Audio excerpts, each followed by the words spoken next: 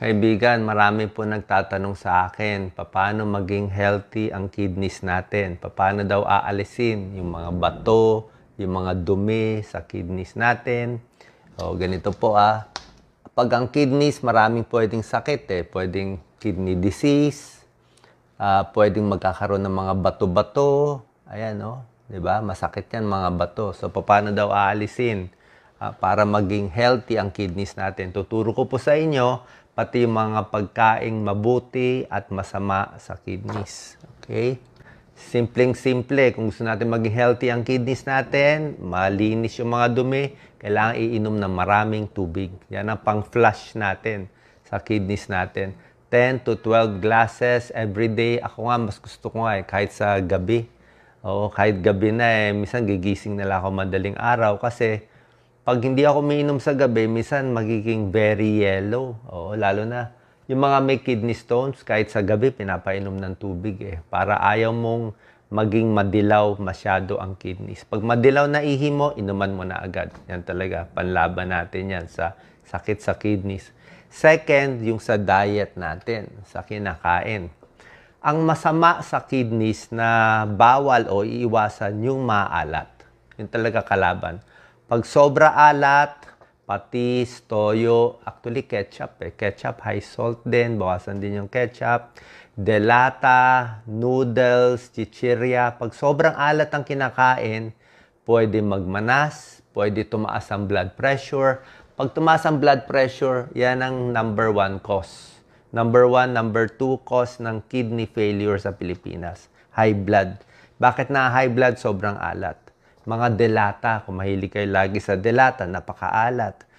Pagkakain sa karinderya, sa restaurant, nako, inaalatan talaga masyado sa mga nagluluto, sa mga chef. Baka pwede mas matabang na lang konti, bigyan mo na lang ng asin o toyo. Parang choice na nila kung gusto pa nila dagdagan. Tingnan din yung mga binibiling pagkain. Piliin yung mas low sodium. Tingnan nyo yung ingredients. Okay?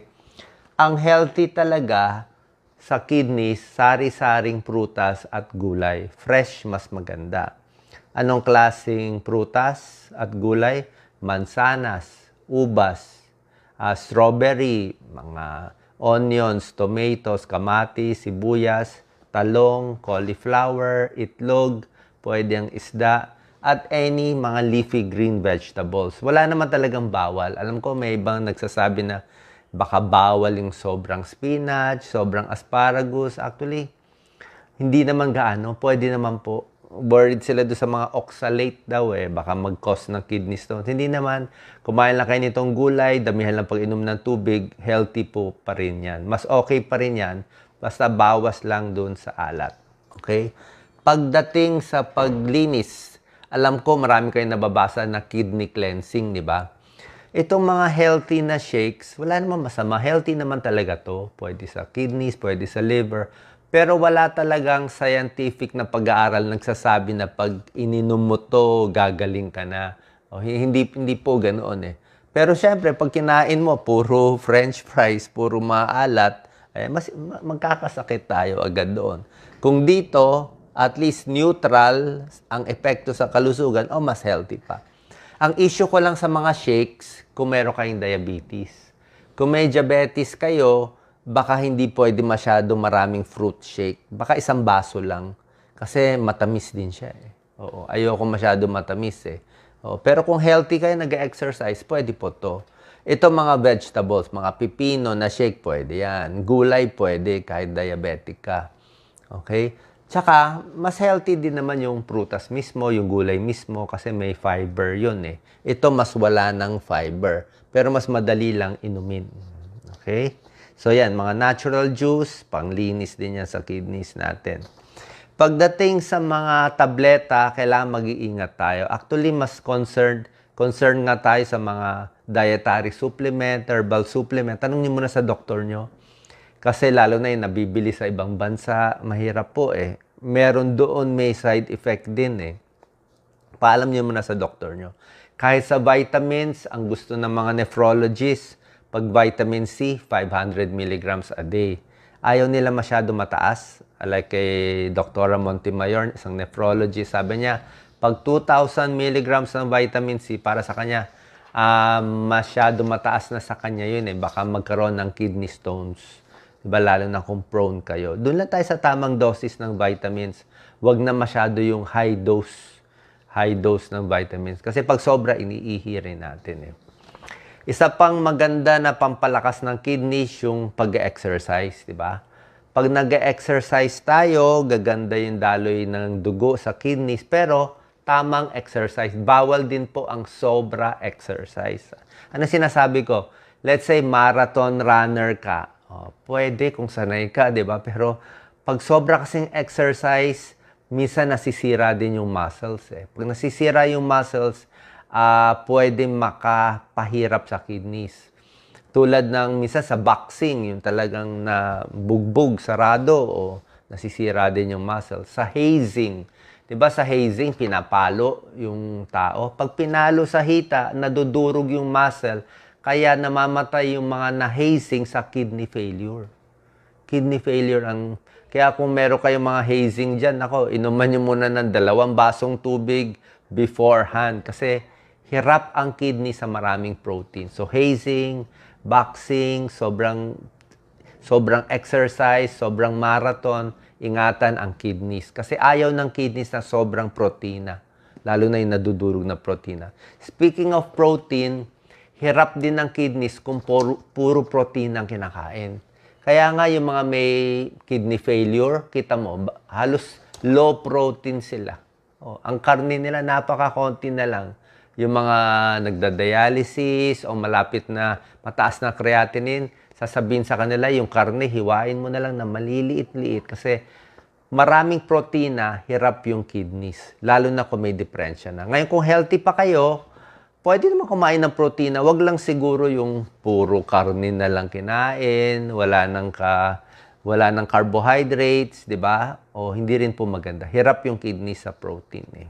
Kaya tama-tama lang. Okay? Quit smoking, sigarilyo, masama. Okay? Nakakasira din.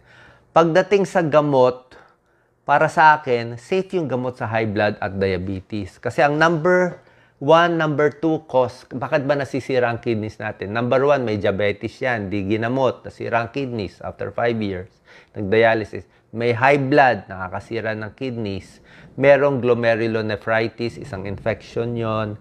Meron ding pain relievers. Kakainom ng pain relievers, nasira ang kidneys. Meron din po yun. So, pag ang high blood diabetes mo hindi nakuha sa dieta, hindi nakuha sa pagpapapayat, binigyan kayo ng gamot, safe po yun. Kasi pag hindi nyo nga ininom, lalong masisira eh. Diba? Tsaka binigay naman ng doktor yan. Wala pong problema. Basta sa tamang dosis, yung po pampahaba ng buhay. Ang iniiwasan nating gamot o tableta para maprotektahan ng kidneys, alam na alam to ng mga doctors eh, pain relievers. Kaya nga pag maraming advertisement masyado ng pain relievers, medyo kinakabahan ako. Dadami na naman kidney failure sa atin. Anong pain relievers? Mga ibuprofen, mefenamic acid, lahat yan. Lahat ng mga pain relievers, NSAIDs ang tawag. Ngayon, pwede naman uminom short time. Siguro 3 araw, pinakamatagal 1 linggo, tigil nyo na. Pero ako, 1 or 2 days lang ako eh. Kung masakit ang ulo, di massage mo na lang. Masakit ang kamay, di lagyan na lang ng hot pack o cold pack. Diba? Birang-bira ako uminom ng pain relievers. At most, paracetamol, safe.